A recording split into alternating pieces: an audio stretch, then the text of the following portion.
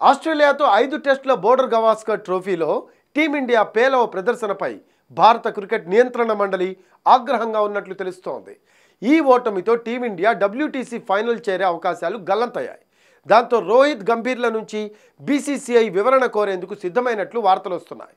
అకస్మాత్తుగా అశ్విన్ రిటైర్మెంట్ నిర్ణయం, సొంతగడ్డపై న్యూజిలాండ్తో క్లీన్ స్వీప్ అవ్వడం, తుది జట్టు ఎంపికపై BCCI అసంతృప్తిగా ఉన్నట్లు తెలుస్తోంది.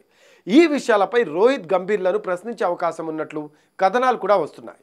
ఈ ఏడాదిని టీమిండియా ఘోర పరాజయంతో ముగించింది. మెల్బోర్న్ వేదికగా జరిగిన 4వ టెస్టులో టీమిండియా 184 పరుగుల భారీ తేడాతో ఓటమి పాలింది. ఈ పర్యటనలో రోహిత్ శర్మ దారుణంగా విఫలమయ్యాడు. కెప్టెన్ గారు సరైన నిర్ణయాలు తీసుకోలేకపోతున్నాడు. ఈ క్రమంలోనే టెస్టు క్రికెట్కు వీడ్కోలు పలకాలి అనే డిమాండ్ వ్యక్తమవుతోంది.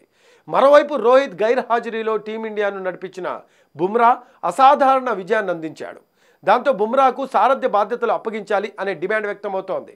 మరోవైపు హెడ్ కోచ్గా గంభీర్ బాధ్యతలు చేపట్టిన తర్వాత భారత్కు ఘోర పరాజయాలు ఎదురవుతున్నాయి. శ్రీలంక గడ్డపై వన్డే సిరీస్ కోల్పోవడంతో పాటు ఎన్నడూ లేని విధంగా సొంత గడ్డపై టెస్ట్ సిరీస్ క్లీన్ స్వీప్ అయింది. బోర్డర్ గవాస్కర్ ట్రోఫీలోనూ ఊహించని ఫలితాలు ఎదురయ్యాయి. దాంతో గంభీర్ నిర్ణయాలపై విమర్శలు వ్యక్తమవుతున్నాయి.